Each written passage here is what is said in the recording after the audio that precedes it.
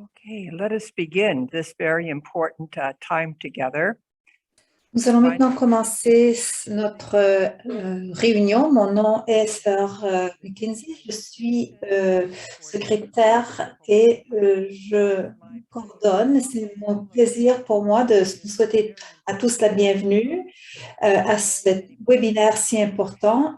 Et j'aimerais aussi vous souhaiter une bonne année puisque nous commençons notre pèlerinage ensemble pour semer de l'espoir dans le monde.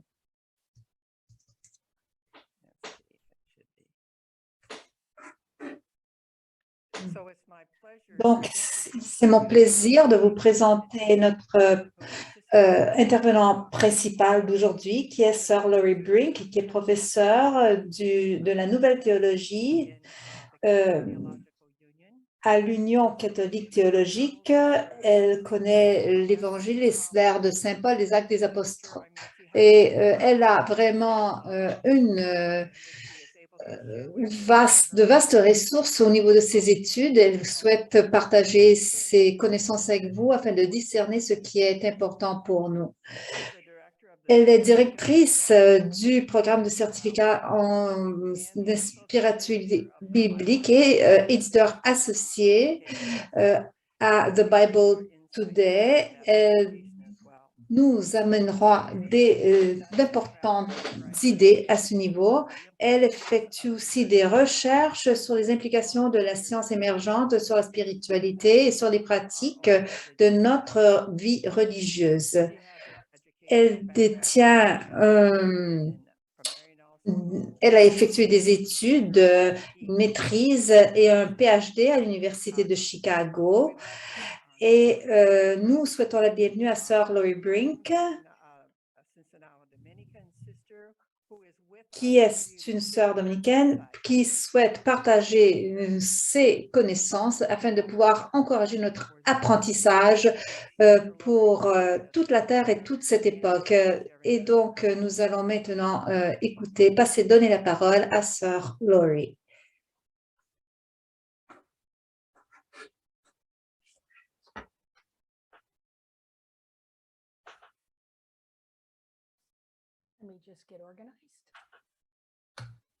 Je vais commencer dans quelques minutes. Merci Sheila pour cette belle présentation. J'aime aussi penser que Paula et Tricia et que Florence et que toutes les personnes qui s'occupent de l'organisation, qui s'occupent de l'interprétation, alors j'apprécie tout le travail que vous faites. Donc, je vais maintenant commencer. Alors, Saint François est rappelé comme disant « J'ai fait ma part, que le Christ vous enseigne la vôtre. » Et près de 800 ans plus tard, un autre François nous rappelle, nous les religieux, de ce qu'il nous appartient de faire. Il nous dit « Je compte sur vous pour réveiller le monde, car le signe distinctif de la vie consacrée est la prophétie. Les prophètes reçoivent de Dieu la capacité de scruter l'époque dans laquelle ils vivent et d'interpréter les événements. Alors, en tant que prophètes, nous devons inciter, défendre et faire avancer le règne de Dieu, non seulement pour nos frères et nos sœurs, mais pour toute la création. Et comme Laudato Si nous l'exige, nous l'ordonne, nous devons entendre et répondre à la fois aux cris de la terre et aux cris des pauvres. Voilà ce qui est notre part, ce que nous devons faire. Tel que le pape François nous l'a demandé, le développement d'une écologie intégrale au nom de notre maison commune est un impératif chrétien. Un impératif qui résonne profondément avec notre mission de religieuse. Et en explorant les d'une vision évolutive du règne de Dieu et de nos charismes congrégationnels, j'espère vous fournir une base biblique et théologique à partir de laquelle vous pourrez mieux répondre à la plateforme d'action Laudato Si.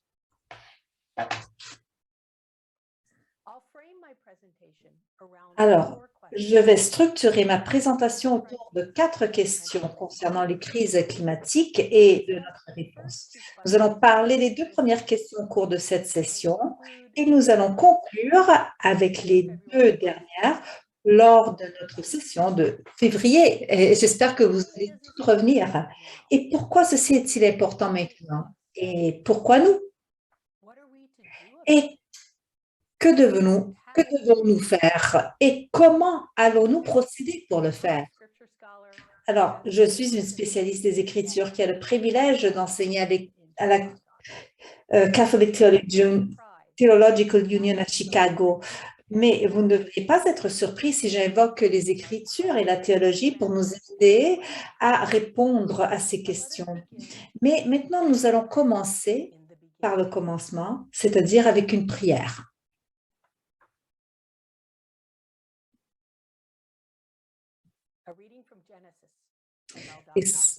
Il s'agit d'une lecture de la Genèse et de Laudato Si.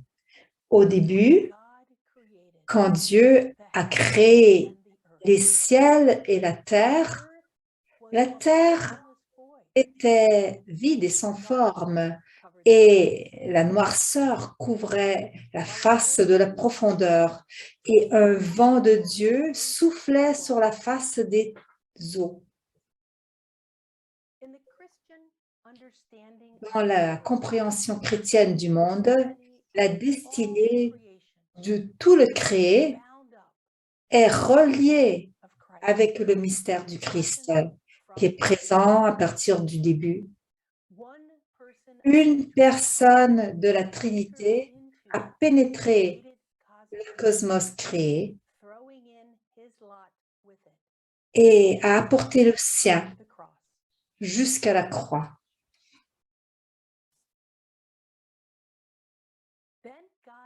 Ensuite, Dieu a dit que la lumière soit. Il y a eu la lumière. Et Dieu a vu que la lumière était bonne. Et Dieu a séparé la lumière des ténèbres. Dieu a appelé la lumière jour et les ténèbres nuit. Et il y a eu donc un soir, il y a eu un matin. Et ce fut le premier jour.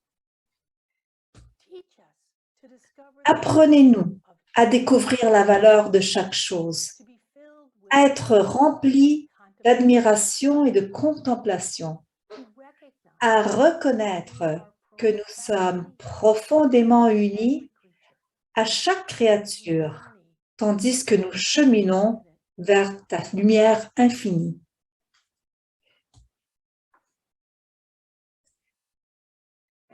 Et Dieu dit qu'il y ait une étendue entre les eaux, un dôme entre les eaux, et que ce dôme sépare les eaux d'avec les eaux.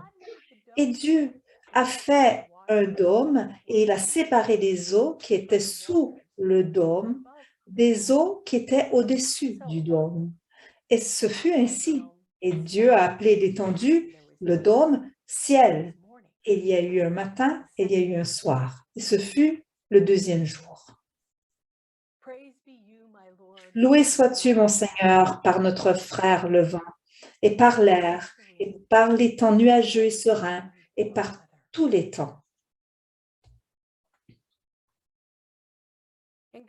Et Dieu a dit que les eaux qui sont en dessous du ciel se rassemblent en un seul lieu, et que la matière sèche apparaisse. Et cela fut ainsi. Dieu a appelé la matière sèche terre, et l'amas des eaux mer. Et Dieu a vu que c'était bon.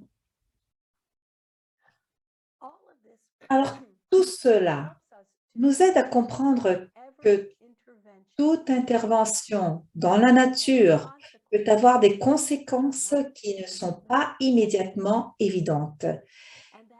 Certaines manières d'explorer et d'exploiter les ressources s'avèrent coûteuses en termes de dégradation qui finit toujours par atteindre le fond de l'océan lui-même. Ensuite, Dieu a dit que la terre produise de la végétation, des plantes qui portent de la semence et des arbres fruitiers de toutes les sortes qui puissent donner des fruits qui contiennent leurs semences. Et cela fut ainsi. La terre produisit de la végétation, des plantes avec des semences de toutes sortes et des arbres de toutes les espèces avec des fruits qui portaient leurs semences en eux. Et Dieu a vu que ceci était bon. Il y a eu un matin. Ce fut donc le 3e jour. Les écosystèmes des forêts tropicales possèdent une biodiversité extrêmement complexe. Il est presque impossible d'apprécier pleinement. Mais lorsque ces forêts sont incendiées ou nivelées à des fins de culture en l'espace de quelques années, d'innombrables espèces sont perdues et les terres abandonnées deviennent souvent arides.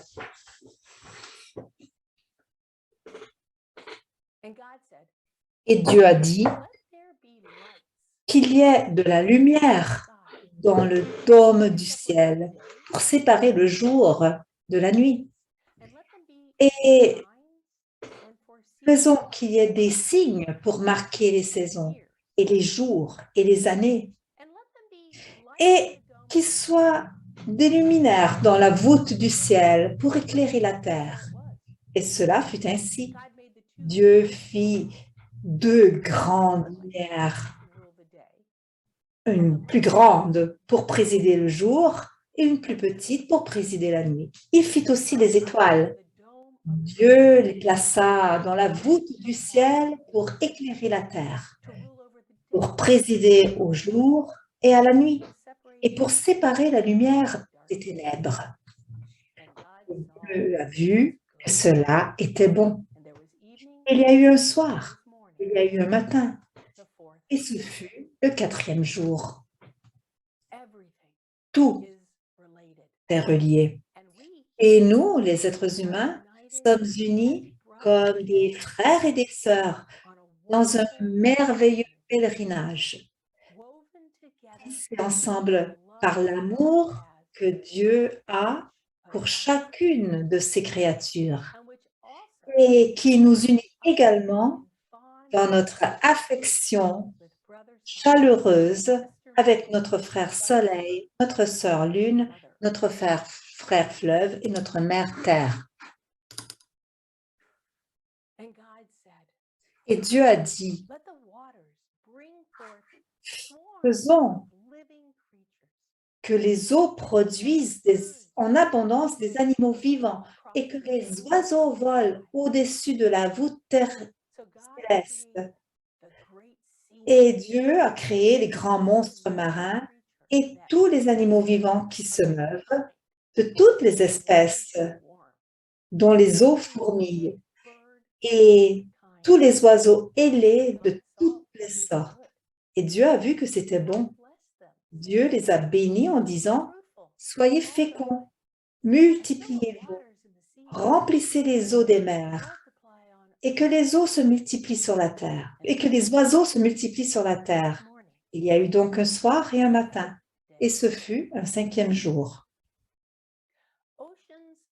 Les océans contiennent non seulement l'essentiel de l'approvisionnement en eau de notre planète, mais aussi la plupart de l'immense variété d'êtres vivants, dont beaucoup sont encore inconnus à nous et menacés de disparaître pour différentes raisons.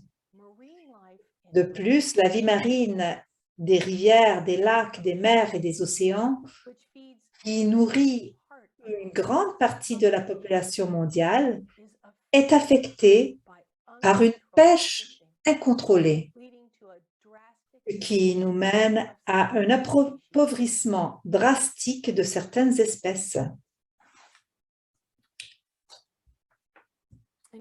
Et Dieu a dit que la terre produise des animaux vivants selon leur espèce, du bétail et des reptiles et des animaux terrestres sauvages de toutes les sortes. Et ce fut ainsi.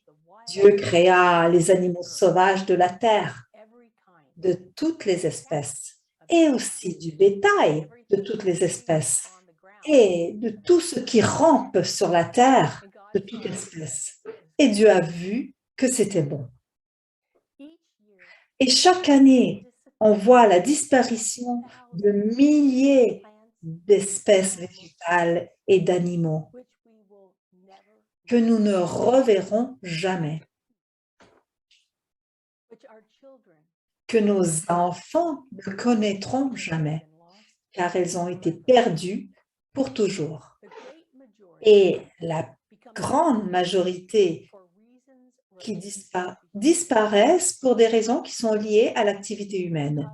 À cause de nous, des milliers d'espèces ne rendront plus gloire à Dieu par leur existence même, ni pourront-ils transmettre leur message à nous. Nous n'avons pas ce droit.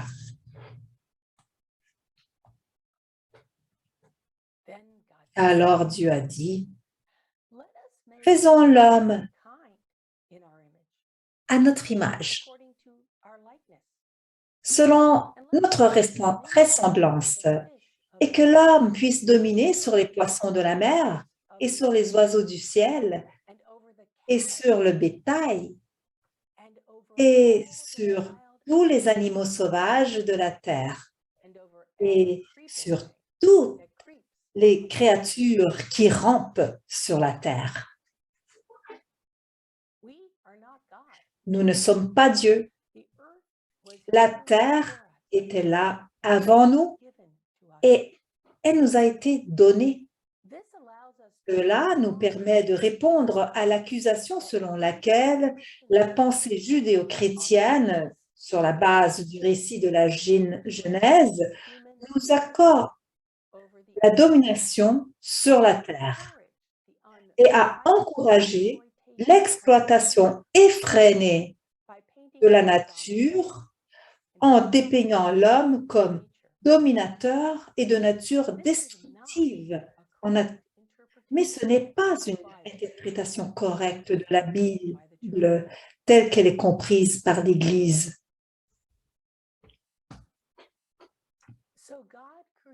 Donc Dieu créa l'homme à son image. À l'image de Dieu aussi, il a créé l'homme et la femme. Dieu les a créés.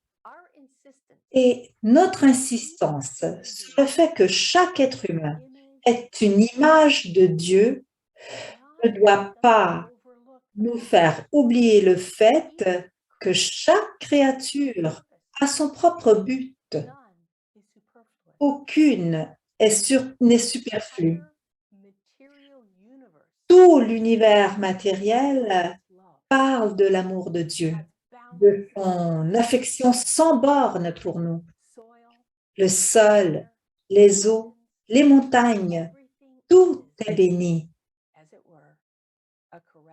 Tout est comme une caresse de Dieu. Dieu les a bénis et Dieu leur a dit, « Soyez féconds, multipliez-vous, remplissez la terre et assujettissez-la, et dominez sur les poissons de la mer et sur les oiseaux du ciel et sur tout être vivant qui se meut sur la terre. » Dieu a dit, « Voyez, je vous ai donné les plantes qui ont des semences et qui recouvrent toute la terre. Et je vous ai donné les arbres qui donnent des fruits et qui portent leurs semences en eux.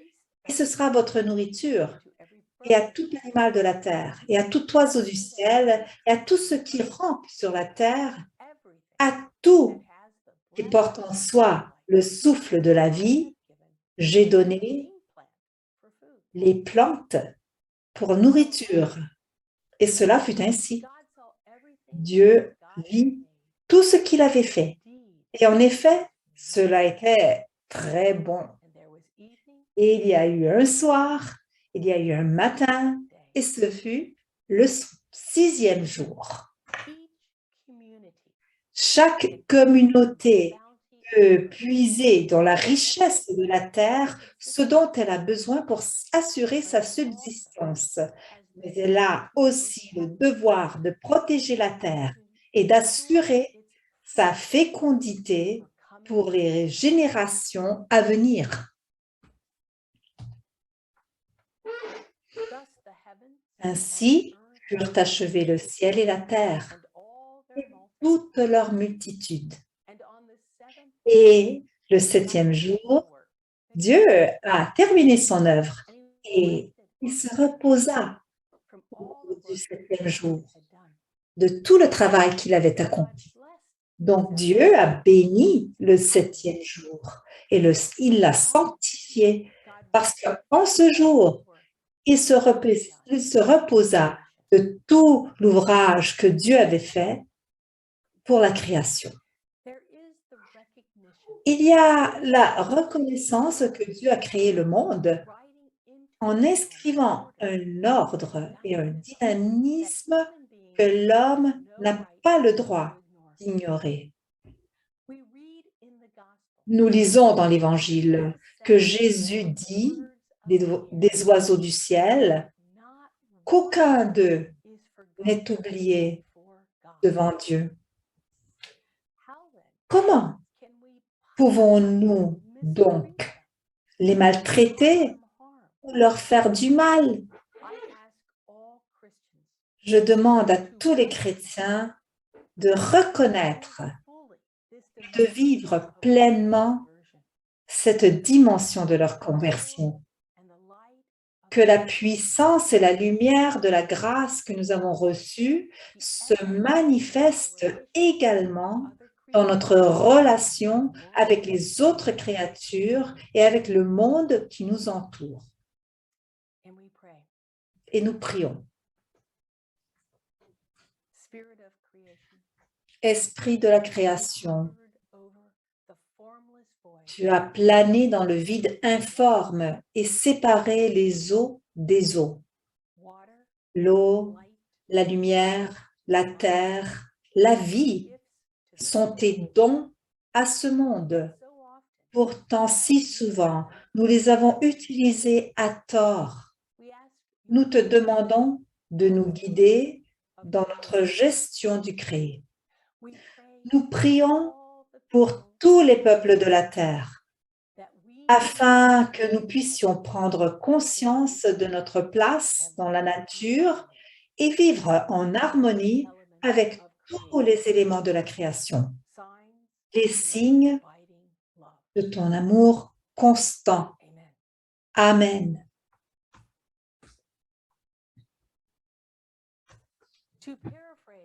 Pour paraphraser le prophète Michée, il nous a dit ce que Dieu exige de nous. Pratiquer la justice, aimer la bonté et de marcher humblement avec notre Dieu. Michée 6:8. Et comme le pape François l'a exhorté, nous devons faire justice, nous devons pratiquer la bienveillance en prenant soin de notre maison commune. Et, mes sœurs, cela ne peut pas attendre. Même au milieu de toutes les innombrables autres questions importantes qui composent vos tâches en tant que dirigeant de congrégation et dirigeante et membre de congrégation, cela compte maintenant, tel que nous le démontrent les statistiques. Tandis que la Terre se réchauffe à cause de l'activité humaine accrue, le niveau de la mer pourrait monter de 10 à 23 pousse d'ici l'an 2010. Bon, les pays du Pacifique du Sud, comme Tuvalu, Kiribati et les îles Marshall, souffrent de l'élévation du niveau de la mer, du lavage de l'eau salée sur les terres agricoles et de la contamination de l'eau potable. La température du continent africain a augmenté à un taux encore plus rapide que dans d'autres parties du monde, ce qui a entraîné le triplement des sécheresses, le quadruplement des tempêtes et le décuplement des inondations. Ceci, on ne peut pas attendre. Après des années de sécheresse induites par le changement climatique, à l'automne 2019 et au début de 2020, plus de 16 millions d'acres ont pris feu en Australie. On estime que 3 milliards d'animaux ont perdu la vie ou ont été blessés dans les incendies. 3 milliards. Et en septembre 2019, 2,2 millions d'acres du bassin amazonien a été brûlé. La quasi-totalité des 121 000 incendies étaient d'origine humaine. Des agriculteurs qui allument des incendies pour défricher la terre. Alors, l'année dernière, en 2021, on a vu une destruction similaire s'accomplir aux États-Unis, où plus de 54 000 incendies de forêt ont brûlé plus de 6,8 millions d'acres de terre. On ne peut plus attendre. Des précipitations records ont déclenché des inondations meurtrières en Europe occidentale en juillet 2021 et ont été rendues plus probables par le changement climatique d'origine humaine. En décembre dernier, le typhon Odette est devenu la 15e perturbation majeure à dévaster les Philippines. Plus de 400 personnes ont perdu leur vie et 479 villes et municipalités de 38 provinces ont été touchées.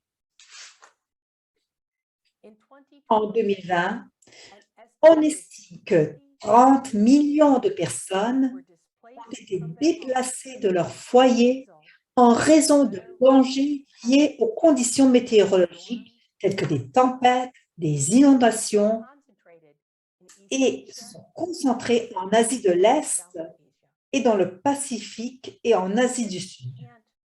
On ne peut plus attendre, tel que le pape François nous le demande et nous incite.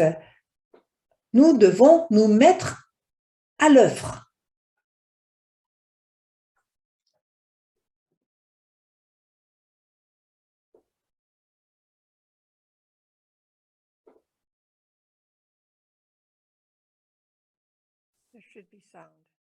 Il devrait y avoir du son, mais il n'y en a pas.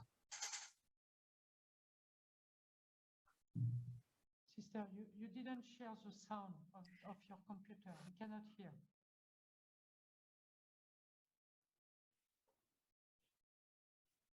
Les relations entre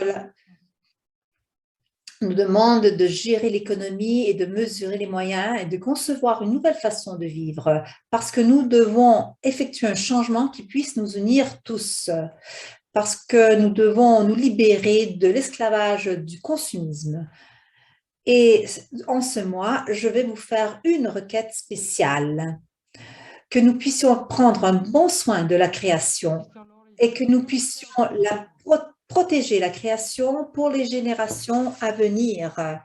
Nous devons nous occuper de notre maison commune.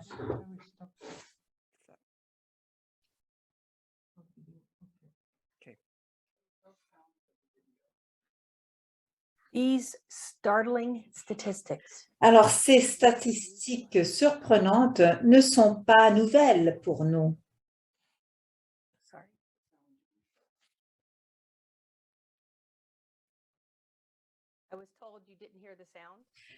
On me dit que le son de la vidéo n'était pas entendu. Alors, effectivement, confirme. Alors, le pape, quel dommage, vous avez manqué les beaux mots du pape. Alors, je vais maintenant partager le son afin que le problème ne se répète plus.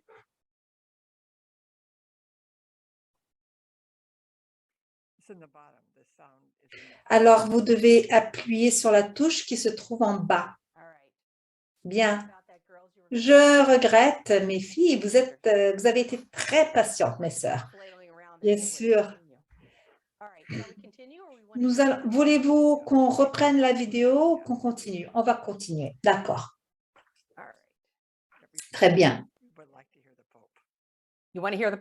Ah, vous voulez entendre le pape? Oui, alors on va recommencer. On va reprendre la vidéo.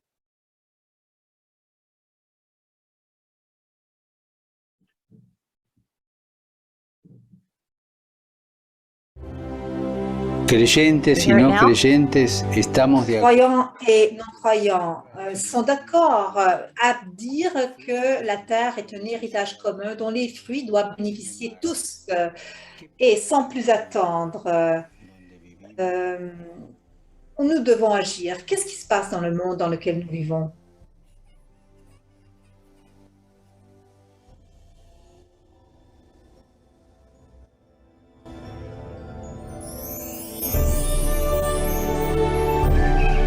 La relation entre la pauvreté et la fragilité de la planète nous exige de gérer les économies de façon différente et de concevoir de nouvelles façons de vivre parce que nous devons effectuer une conversion qui puisse nous unir tous, nous libérer de l'esclavage du consumérisme.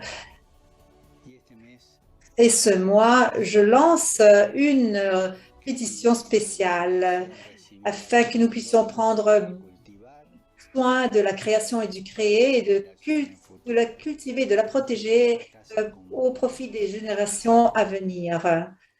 Prenons soin de notre maison commune.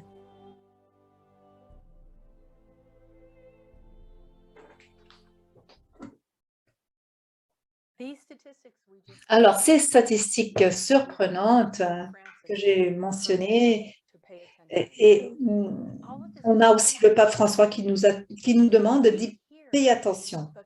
Et nous entendons l'horloge d'un changement climatique irréversible qui marque s'écouler jusqu'à la dernière heure.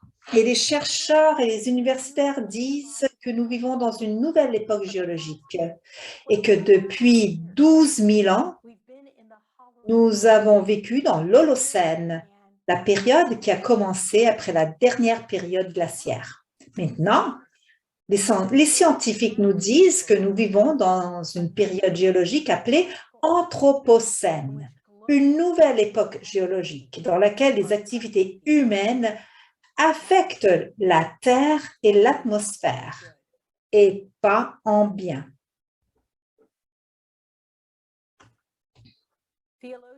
Le théologien Sam Mickey nous explique que l'Anthropocène porte le nom des humains parce qu'il s'agit d'une époque où les humains ont des impacts massifs qui modifient la Terre, qui modifient la chimie de l'atmosphère, les changements climatiques, qui modifient l'ADN, c'est-à-dire des modifications génétiques ou des substances non biodégradables, plastiques, styromousse et matériaux radioactifs sont déposés sur notre planète et abondent. Il y a eu 5 événements d'extinction massifs dans l'histoire de la Terre. Et les scientifiques nous préviennent que nous n'avons pas vu le dernier d'entre eux. En fait, nous sommes peut-être même en train d'en vivre un en ce moment même. Au cours des 500 dernières années, les scientifiques estiment que 900 espèces se sont éteintes en grande partie à cause des êtres humains. Et comme le rapporte le paléologiste G.B.C. Jackson, aujourd'hui, les effets synergiques des impacts humains jettent les bases pour une extinction de masse comparable à celle de l'Anthropocène, avec des conséquences écologiques et évolutives inconnues. Les activités humaines ayant le plus d'impact comprennent la destruction des habitats, la surexploitation des espèces, la propagation des espèces envahissantes, la pollution et le changement climatique. Et au cours des 200-300 dernières années, le taux mondial d'extinction des espèces a augmenté de 100 à 1000 fois le taux de fond géologique historique de la Terre. Et ceci est dû directement à l'activité humaine. Et on ne pourrait pas anticiper que les accomplissements de l'évolution auraient pu être la cause même d'une extinction de masse imminente. Pauvre Darwin, pas étonnant que le pape François dénonce que cette sœur la Terre nous crie maintenant à cause du mal que nous lui avons infligé et par notre usage irresponsable des biens dont Dieu l'a doté. Et nous nous interprétons comme étant les seigneurs et les maîtres de la terre, autorisés à piller à volonté. La violence qui est présente dans nos cœurs est également réfléchie dans les symptômes de la maladie que l'on trouve dans le sol, dans l'eau, dans l'air et dans toutes les formes de la vie. C'est pourquoi la terre elle-même, alourdie et dévastée, est parmi nos pauvres les plus abandonnés et les plus maltraités. Elle gémit dans le travail. Nous avons oublié que nous sommes nous-mêmes poussière de la terre, que nos corps mêmes sont faits par des éléments terrestres, que nous respirons son air, que nous recevons vie et que nous nous rafraîchissons à partir de ces eaux. Et tandis que je poursuis cette recherche sur les implications de la science et de la théologie, je suis secouée de mon silo académique et j'ai honte de mon léthargisme activiste. Notre pensée théologique, tirée de nouvelles découvertes scientifiques, devrait nous conduire à de nouvelles façons d'agir. En d'autres mots, la théologie ne peut pas être dissociée de l'éthique. Ce que nous pensons de Dieu devrait avoir des implications sur la façon dont nous agissons en tant qu'enfants de Dieu. Et tout comme l'évolutionniste biologiste Julian Huxley le soutient, c'est-à-dire que notre destin était d'agir au nom du cosmos. Voilà, l'humanité est cette partie de la réalité dans laquelle et à travers laquelle le processus cosmique est devenu conscient et a commencé à se comprendre. Et notre tâche suprême est celle d'accroître cette compréhension consciente et de l'appliquer aussi complètement que possible afin de guider le cours des événements. Nous sommes Terre devenue conscience et nous avons des responsabilités. Le changement climatique touche toute la Terre et chacun d'entre nous.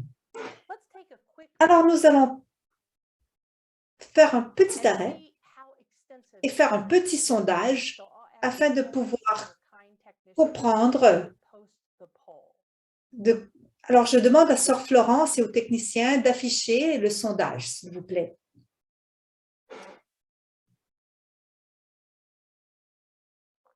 Alors, dans les régions dans lesquelles vos sœurs ministres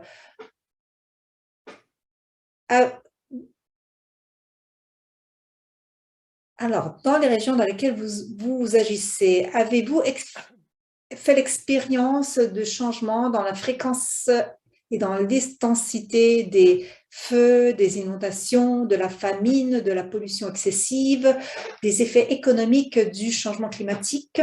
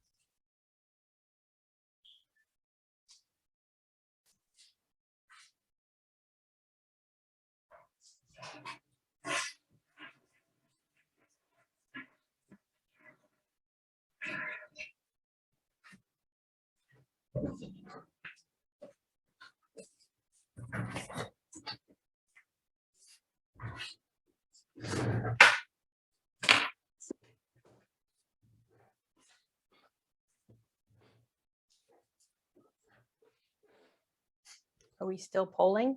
Yep, still going. Est-ce que nous avons tous répondu au sondage? Non, il y a encore des gens qui répondent.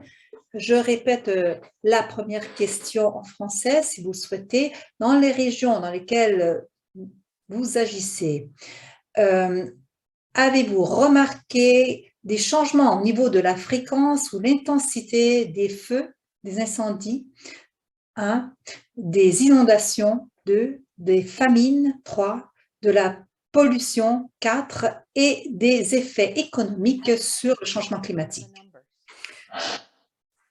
Alors, comme on peut en tirer à partir des chiffres, aucun d'entre nous est immunisé aux effets des changements climatiques.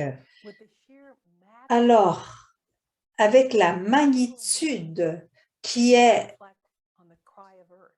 vraiment importante, si on réfléchit au cri de la Terre.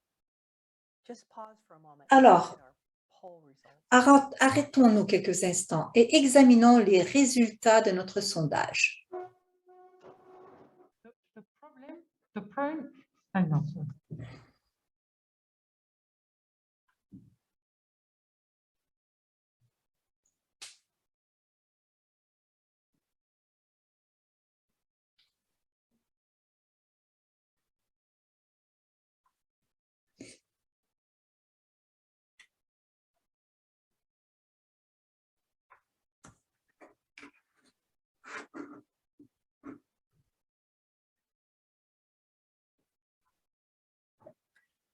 Let's take a step back. Alors, nous allons prendre un petit recul de la question sur pourquoi ceci est-il important maintenant, et nous allons placer notre vision sur la question de pourquoi nous. Alors, ne sommes-nous pas tous au milieu d'une transformation et les congrégations ne font-elles pas face aux questions qui concernent leur propre avenir? Et comment ceci n'est-il pas une autre chose? Ou plutôt, comme religieux consacré, pourquoi cette situation de la Terre nous préoccupe-t-elle particulièrement? Pour répondre à ces questions, nous devons passer de la science à la théologie.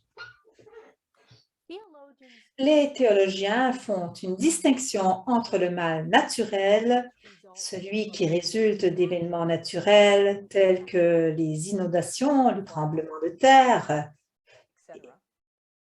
etc., et le mal moral, la propension humaine à pécher. Alors, une bonne partie de notre pensée théologique traditionnelle s'est concentrée sur la façon dont le Christ nous rachète du péché ou du mal moral. Mais comment comprenons-nous la présence omniprésente de la douleur, de la souffrance et de la mort dans le monde naturel? Pour le croyant, cela a souvent conduit à des questions de théodicée. Comment Dieu permet-il la souffrance dans la création de Dieu? Et quel rôle Jésus-Christ joue-t-il dans cette évolution inévitable de l'angoisse et de la mortalité? En d'autres mots, comment Jésus nous rachète-t-il de l'entropie, du désordre naturel d'un système? Les théologiens soutiennent que cela commence par l'humanité de Jésus, par sa nature de créature même, et que ceci est transformé par sa mort et ultimement par sa résurrection. Comme l'écrit Sœur Elizabeth Johnson, en Christ, le Dieu vivant qui crée et renforce le monde évolutif entre également dans la mêlée. Et en buvant personnellement la coupe de la souffrance et descendant dans le néant de la mort pour la transformer de l'intérieur. L'espoir jaillit de cette présence divine au milieu de la tourmente. Nous le croyons, nous en faisons l'expérience dans l'Eucharistie. Nous savons que cela est vrai. À travers une lentille évolutive, nous voyons la croix non seulement comme un sacrifice et une expiation, mais également comme une voie vers l'unification avec Dieu. Pas seulement pour nous, mais pour toute la création. Et tel que le note Johnson, d'un point de vue biologique, une nouvelle vie vient continuellement de la mort au fil du temps. Et théologiquement parlant, la croix donne des raisons d'espérer que la présence de Dieu vivant au milieu de la douleur porte la création vers l'avant avec une promesse inimaginable. Le théologien Niels Gregerson a inventé le terme d'incarnation pour exprimer les implications cosmiques de la croix. Incarnation profonde. Donc, l'incarnation de Dieu en Christ peut être comprise comme une incarnation radicale ou profonde. C'est-à-dire qu'il s'agit d'une incarnation qui s'accomplit dans le tissu même de l'existence biologique du système de la nature. Ainsi comprise, la mort du Christ devient une icône de la co-souffrance rédemptrice de Dieu avec toute vie sensible ainsi qu'avec les victimes de la concurrence sociale. Dieu supporte les coûts de l'évolution, le prix impliqué dans les difficultés de la sélection naturelle. Jésus, l'incarnation et la mort du Christ sont efficaces, non seulement pour nous, les êtres humains, mais pour toute la création. Alors, on va retourner un peu en arrière. Pourquoi Jésus a-t-il fait ce choix? Et pour répondre à cette question, nous devons nous tourner vers les évangiles. Alors, le premier évangile écrit par l'évangéliste connu sous le nom de Marc indique clairement quand, où, quoi et pourquoi du ministère de Jésus. Alors, lors de son baptême, Jésus vit une profonde expérience spirituelle au cours de laquelle il en vient à reconnaître qu'il est le Fils bien-aimé de Dieu. Après l'arrestation de Jean le Baptiste, quelque chose signale à Jésus qu'il doit agir maintenant selon sa filiation, en reprenant l'œuvre de son Père, en proclamant la bonne nouvelle de Dieu. Le grec lit Euangelon tou theou, l'évangile de Dieu. Et comme Marc le présente, Jésus ne proclame pas l'évangile de Jésus, mais l'évangile de Dieu. Et quel est cet évangile, cette bonne nouvelle de Dieu? Bien, si on puise dans les Écritures hébraïques, les Écritures que Jésus connaissait, la bonne nouvelle est que Dieu est fidèle aux promesses de Dieu. Mais quelles étaient ces promesses? Alors, de façon intéressante, la première promesse se trouve dans la Genèse, chapitre 9, versets 8 et 17. Alors Dieu dit à Noé et à ses fils qui étaient avec lui, « Alors, quant à moi, j'établis mon alliance avec toi et ta postérité après toi, et avec tout être vivant qui est avec toi, les oiseaux, les animaux domestiques et tout animal de la terre qui sont avec toi. Tous ceux qui sont sortis de l'arche. J'établis donc mon alliance avec vous,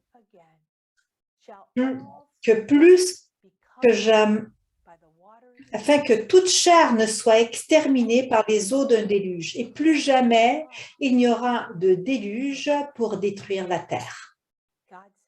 Et Dieu a dit, voici le signe de l'alliance que j'établis entre moi et vous, moi et toi, et tous les êtres vivants qui sont avec toi, pour toutes les générations futures. J'ai placé mon arc dans les nuages et ce sera le signe de l'alliance entre moi et la terre. Et lorsque j'apporterai des nuages sur la terre et que l'arc sera vu dans les nuages, je me souviendrai de mon alliance qui est entre moi et toi et toutes les créatures vivantes de toute chair. Et les eaux ne deviendront plus jamais un déluge pour détruire la chair. Quand l'arc sera dans les nuées, je vais le voir et je vais me souvenir de l'alliance éternelle qui existe entre Dieu et tous les êtres vivants de toute chair qui sont sur terre. Et Dieu a ensuite dit à Noé, « Ceci est le signe de l'alliance que j'ai établie entre moi et toute chair qui est sur terre. » Dieu a donc établi une alliance avec le monde créé. 9 fois les phrases « toute créature vivante » et « toute chair » sont répétées. Et avec la première introduction au verset 10, Dieu précise ce qui est inclus dans toute créature vivante. Il dit les oiseaux, les animaux domestiques et tous les animaux de la terre qui sont avec vous. L'alliance s'étend également à la terre. Et tel que Elizabeth Johnson le dit, c'est plutôt incroyable. Dieu a établi une alliance éternelle avec toutes les créatures vivantes de toutes sortes, qu'il s'agisse de créatures à fourrure, à plumes ou à nageoires. Il a établi une alliance entre lui et toute chair qui se trouve sur terre. Et il s'agit du tout premier engagement unilatéral que Dieu prend avec toutes les créatures de la terre, pas seulement avec les êtres humains, et aussi avec la terre elle-même. Dieu réaffirme ce qui avait été déclaré à l'aube même des actes créateurs de Dieu. Dieu a vu tout ce que Dieu avait fait et en effet, il a vu que c'était très bon. Plus tard, Dieu fera une alliance avec une famille spécifique, celle d'Abraham et de Sarah, avec Moïse et son peuple, et avec le roi David et ses héritiers. Le prophète Jérémie parlera d'une nouvelle alliance. Dieu inscrira dans nos cœurs. Ce ne sera pas comme l'alliance, on le lit dans le Jérémie 31, 32, 33. Ce ne sera pas comme l'alliance que j'ai conclue avec leurs ancêtres quand je les ai pris par la main pour les faire sortir du pays d'Égypte. Une alliance qu'ils ont rompue, bien que j'ai été leur mari, dit l'Éternel. Mais ici, c'est l'alliance que je traiterai avec la mission d'Israël après ces jours-là, dit l'Éternel. Je mettrai ma loi en eux et je l'écrirai dans leur cœur. Et je serai leur Dieu et ils seront mon peuple. Jérémie, chapitre 31, versets 32-33. Le terme hébreu « hesed » capture l'ampleur et la profondeur de l'engagement de Dieu envers la relation et la fiabilité inébranlable. Il apparaît bien 249 fois dans l'Ancien Testament et il est souvent traduit par « amour inébranlable », comme dans ce passage d'Isaïe.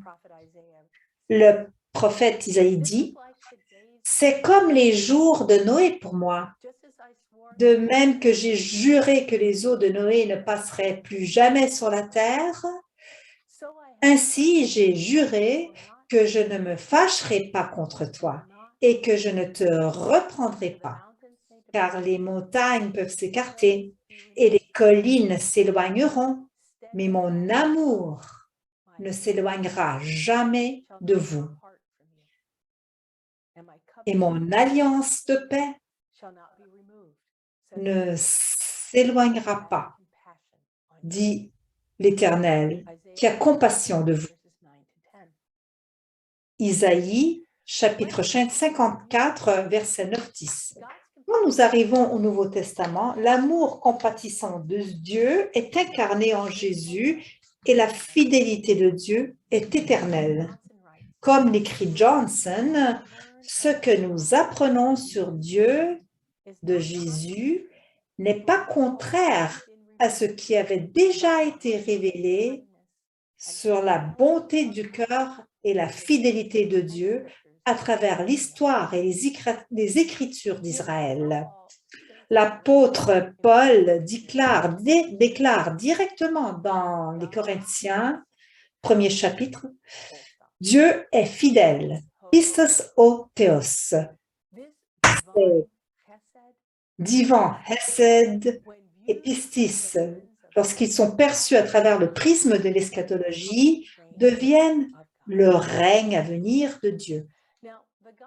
Or, l'évangile de Marc est clairement imprégné de ce sens de l'eschatologie et le marquant Jésus est dépeint comme le fils messianique de l'homme qui annonce le moment décisif du règne de Dieu. Alors, le terme grec est kairos et il évoque une justesse du temps, un moment critique pour agir. Tout ce que Jésus fait dans l'évangile de Marc vise à affirmer son autorité de fils de l'homme et à confirmer le kairos du règne de Dieu.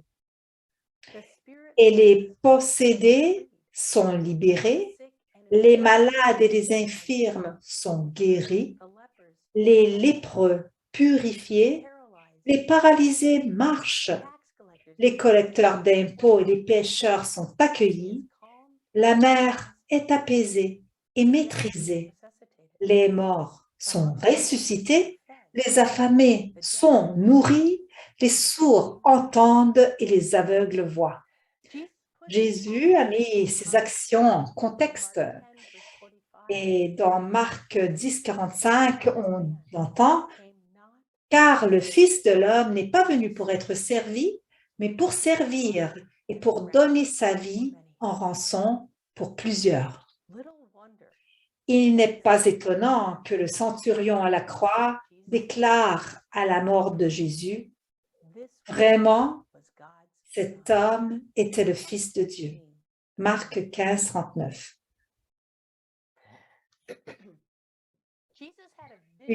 Jésus avait une vision du règne de Dieu et cela dirigeait tout ce qu'il faisait.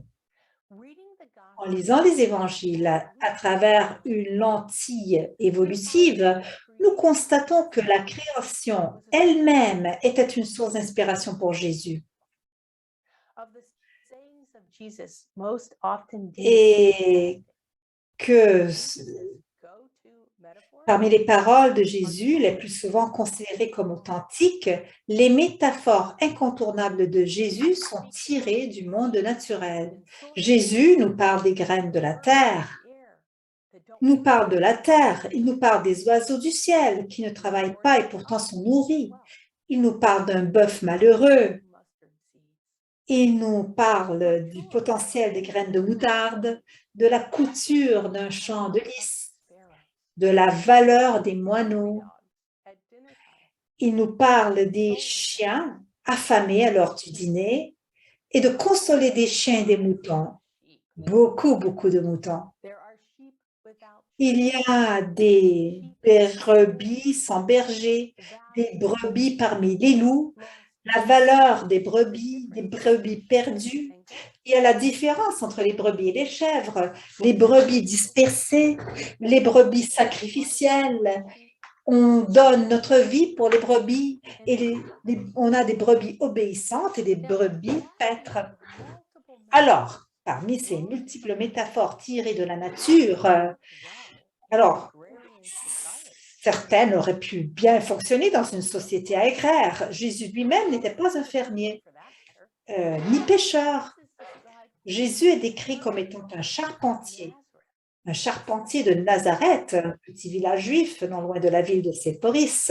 Et pourtant, ce Jésus a prêté l'oreille au monde créé autour de lui. Il a prêté attention. Il a vu qu'il y avait un lien direct entre le travail et de la nature et la providence de Dieu.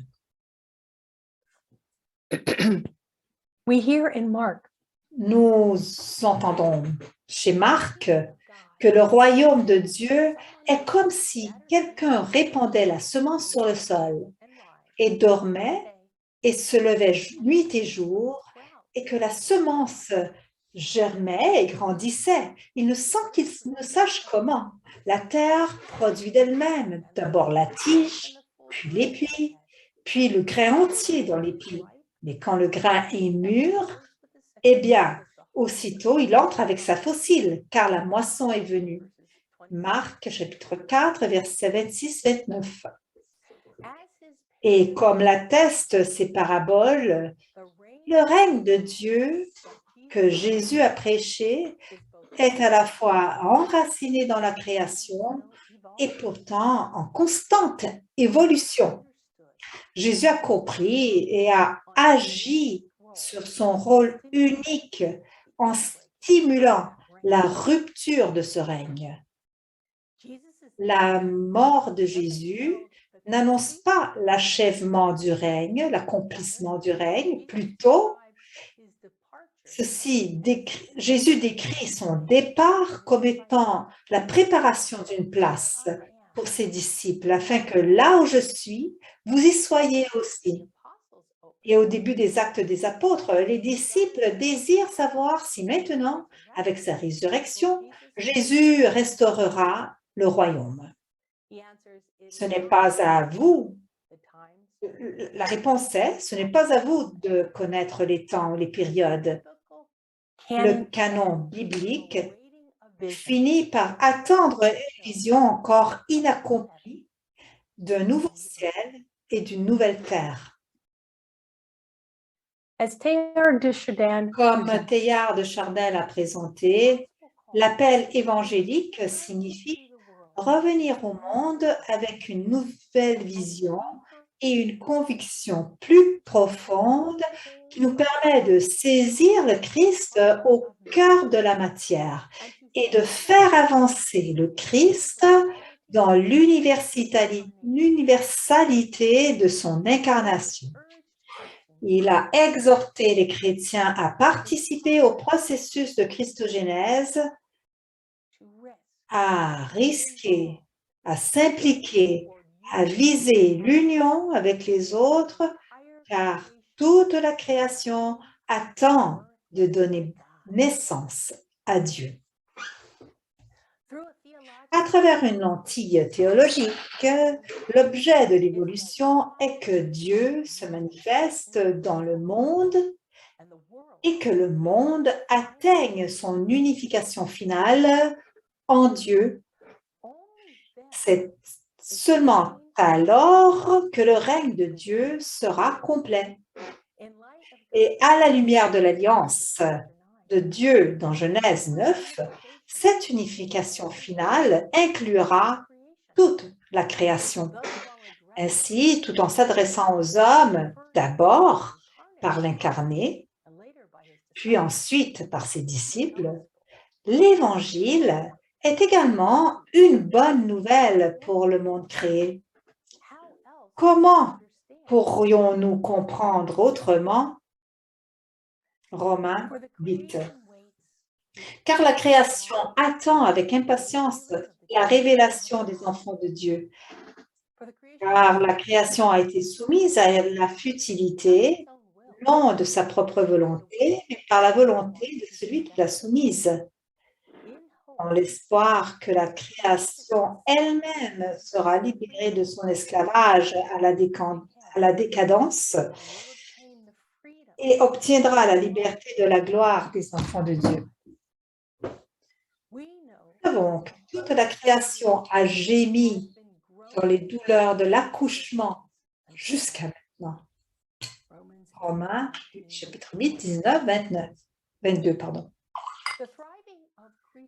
L'épanouissement des créatures et de la création est la réalisation de la bonne nouvelle, puisque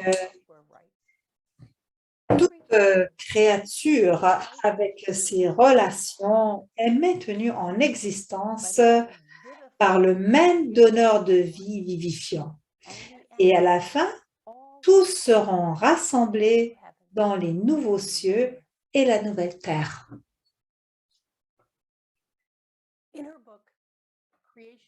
Dans son livre « La création et la croix », « Creation and the Cross », écrit par Elizabeth Johnson, on décrit la relation de Dieu avec la création comme une relation d'accompagnement.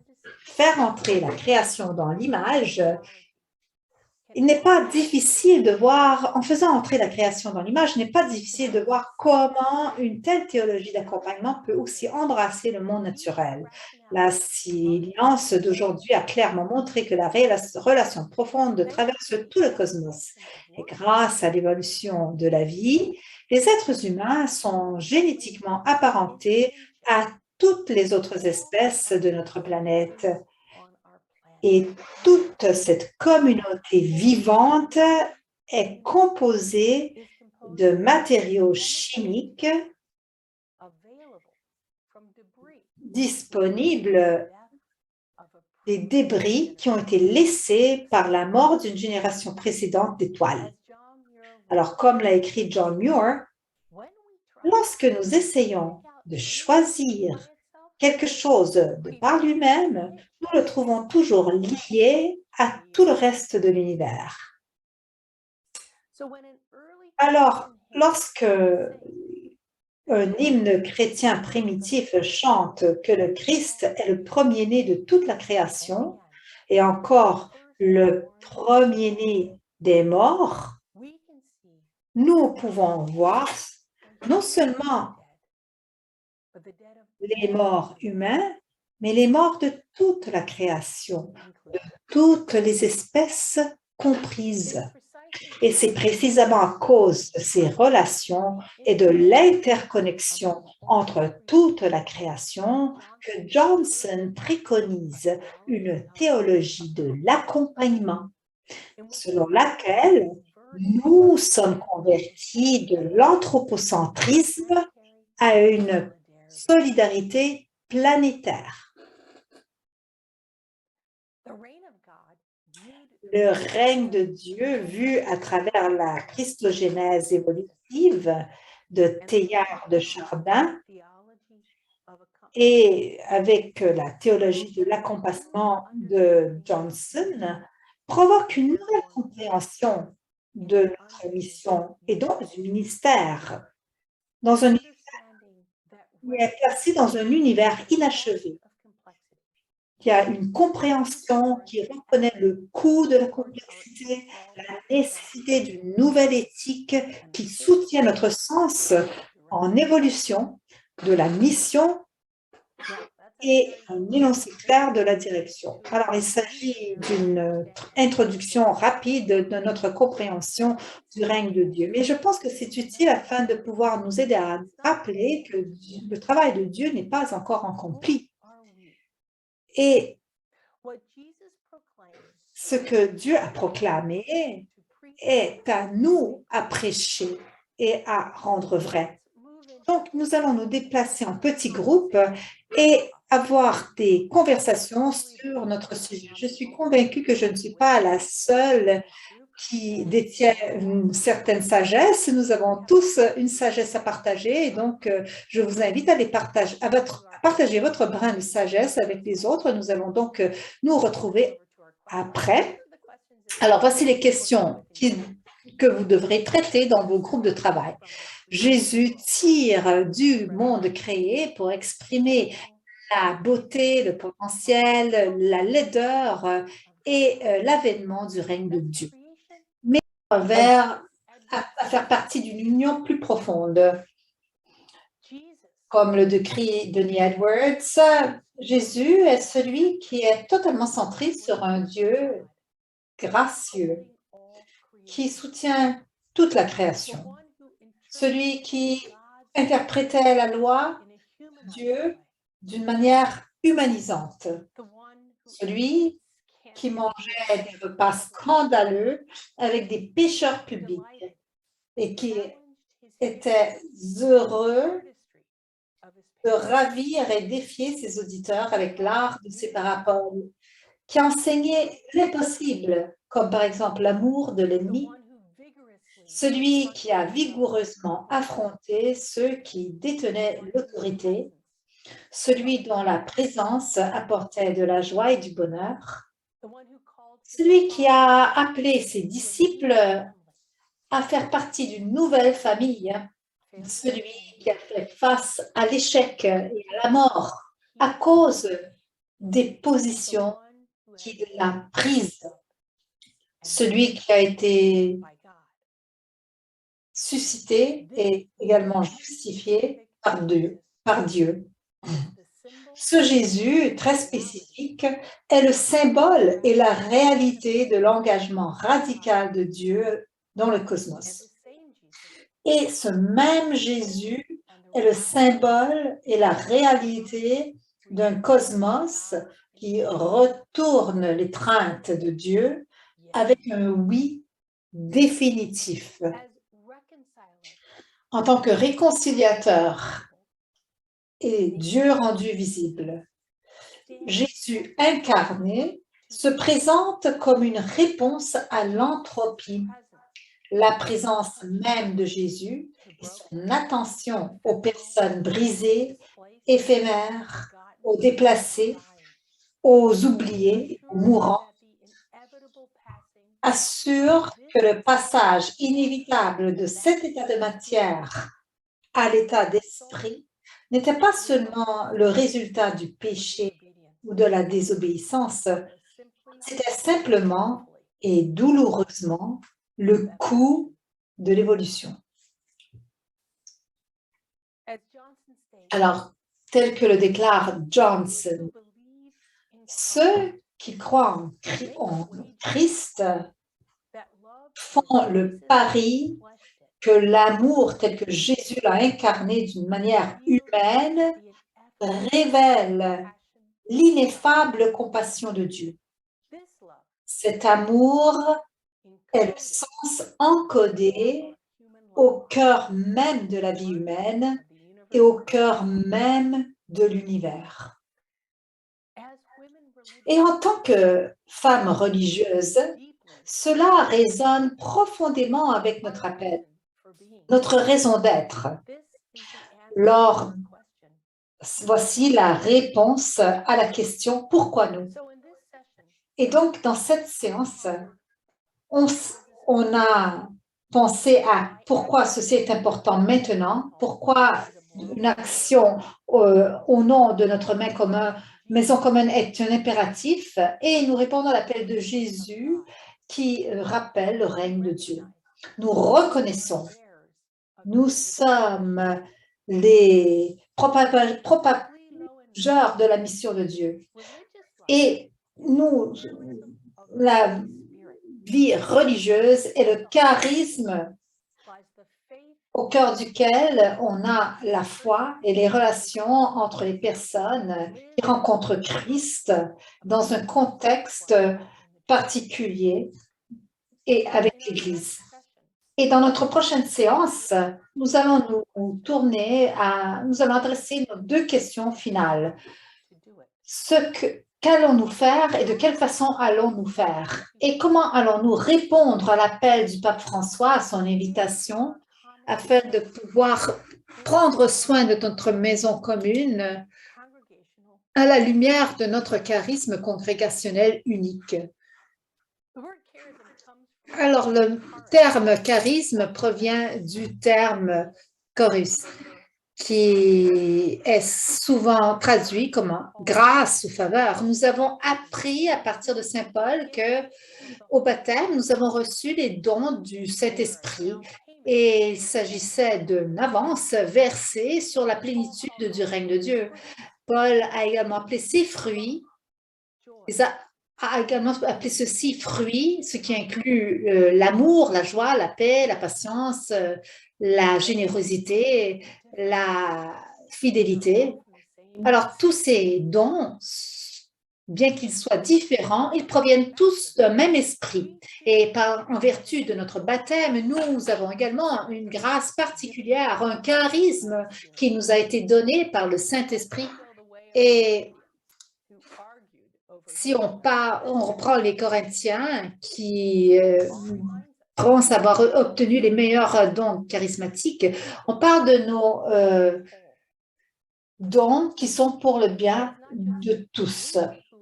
Ce n'est pas nous qui avons obtenu des dons spirituels à travers notre baptême, mais nos congrégations, les sociétés ont également reçu des dons du Saint-Esprit. Et pour nous préparer à notre prochaine séance, je vais vous inviter à réfléchir sur ces questions, sur les questions qui sont affichées au tableau. Comment allons-nous décrire le charisme de votre congrégation, de votre société? Question 1. Et question 2. Comment est-ce que votre congrégation ou le charisme de votre société est-il incarné dans votre mission?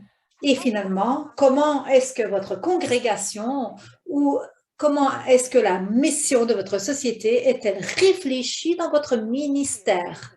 Alors, ce n'est pas un quiz. Vous n'avez pas à nous répondre officiellement par écrit, mais il s'agit de thèmes à méditer, à méditation, afin que vous puissiez puiser en vous-même pour trouver les réponses.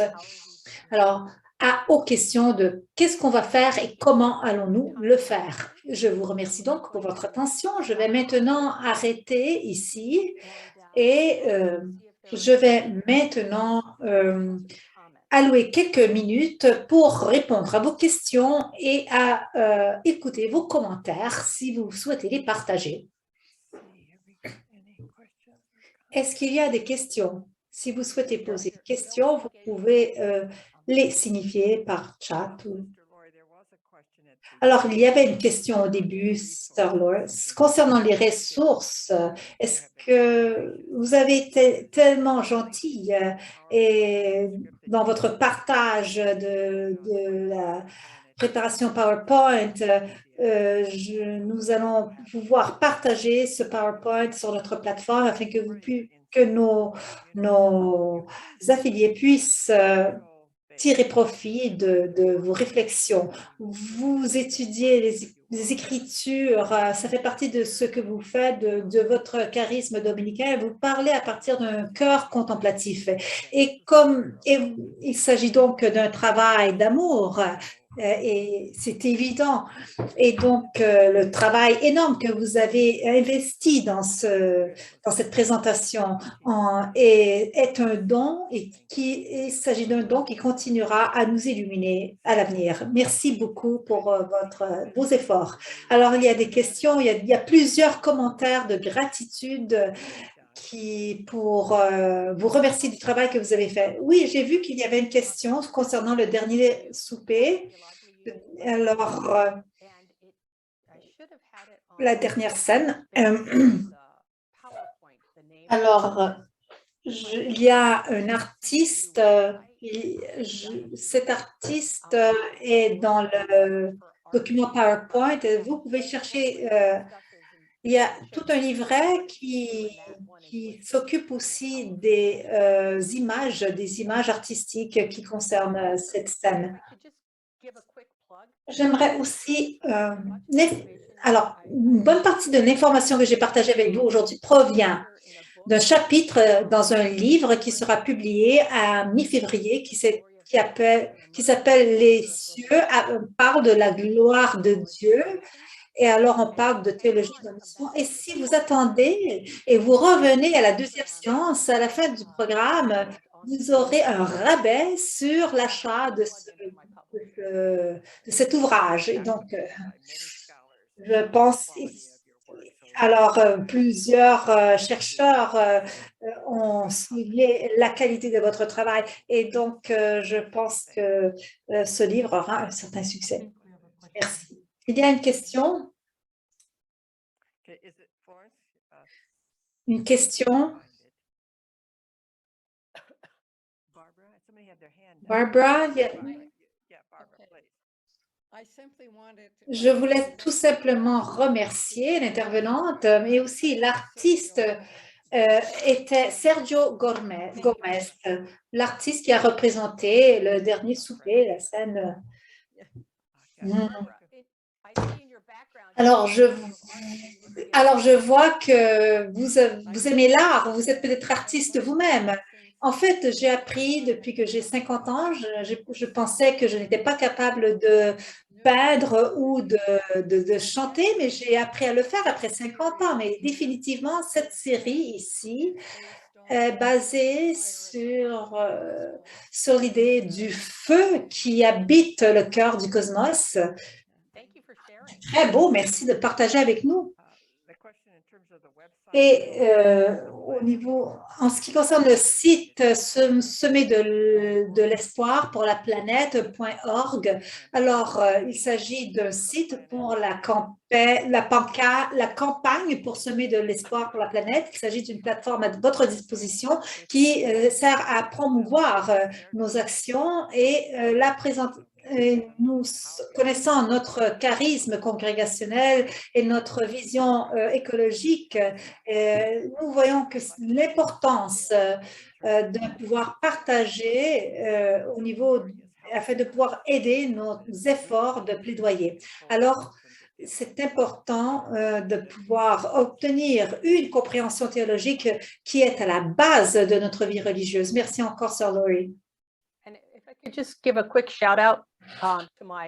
J'aimerais aussi parler à ma propre congrégation. Ce sont eux qui m'ont inspiré à contacter l'USB et Sheila pour pouvoir parler de faire cette présentation. Alors, c'est un effort concerté. Ensemble, on peut vraiment faire une différence. Et voilà. Est-ce qu'il y a d'autres questions? Il y a beaucoup de compliments, en fait. Je pourrais revenir encore une fois. Quand le pape parle de l'Euchariste dans la Genèse, est-ce que vous pourriez parler de l'Eucharistie cosmique? Oui, alors c'est un concept que je n'ai pas approfondi beaucoup avec mes recherches. C'est quelque chose que j'aimerais approfondir davantage, mais parce qu'il s'agit d'un concept très intéressant, parce que le Christ cosmique, qui est la plénitude du Christ, qui expérience la création, et on a le partage du cœur du Christ, alors il y a sûrement des connexions très profondes. Oui, et le corps du Christ, le corps de toute la création est le corps du Christ. Et certainement, ça a été dit de différentes façons. Et donc, le corps du Christ et la chanson de l'action de grâce, que nous sommes l'Eucharistie et le cosmos, c'est donc une chanson de l'action de grâce, et nous sommes une chanson de l'action de grâce. Alors, merci, merci. Il y a beaucoup à dire sur ces thèmes. Oui, il y avait aussi une question sur la synodalité. Oui, nous essayons d'intégrer tous ces aspects dans notre cheminement de synodalité et sur comment nous écoutons les unes les autres, qui est un facteur clé, aussi sur comment nous pouvons travailler ensemble et rallier nos expériences et trouver des illuminations en partageant aussi avec les chercheurs afin de pouvoir appliquer ces connaissances au niveau de la base. Et nous devons donc intégrer tous nos efforts, nos spécialités dans nos actions. Alors, est-ce qu'il y a des différents... Avez-vous des choses à ajouter avant de clôturer cette séance? Alors, en fait, la seule chose que j'aimerais dire, c'est que j'espère que vous allez être toutes de retour en février afin que nous puissions terminer cette conversation. Merci. Alors, merci à nos interprètes, à tout le personnel technique qui a rendu possible cet arrangement. Alors, s'il s'agit d'un processus d'apprentissage pour chacun d'entre nous, c'est un cheminement. Nous essayons d'être humbles lorsque nous nous confrontons à ce genre d'initiative. Il y a 500 personnes en ligne et donc c'est très intéressant. Alors, on s'attendait même Alors, il y a 913 personnes, en fait, qui se sont inscrits. Alors, il s'agit d'un auditoire très touffu. Et maintenant, il faut savoir, avec les racines théologiques, telles que le pape François l'a dit, la spiritualité est la base du changement. Et en tant que religieux, nous avons l'occasion de pouvoir approfondir la spiritualité, non seulement pour nous-mêmes, mais aussi pour les autres. Nous devons être des porteurs, des prophètes. Et si ce n'est pas nous, qui? Alors, merci Paula pour avoir organisé cette séance. Je ne sais pas s'il y a d'autres commentaires, s'il y a des programmes que vous souhaitez aussi promouvoir. Alors, merci Laurie, merci Sheila, merci à tous. Nous espérons vous revoir bientôt, le 1er février, avec la deuxième partie de notre séminaire. Et donc, ça a été un grand plaisir pour nous de vous accueillir. Merci beaucoup et à la prochaine. Merci, que Dieu vous bénisse. Merci, merci. Merci, merci, merci. Merci, au revoir. Au revoir. Merci. Merci. Merci beaucoup. Merci beaucoup. Au revoir. Merci. Thank you. Bye. Merci beaucoup. Gracias. Thank you very much. Thank you very much. Gracias. Gracias. Thank you. Merci, bye. Merci beaucoup. À la prochaine fois. Thank you. Yes. Thank you, brother. Thank you.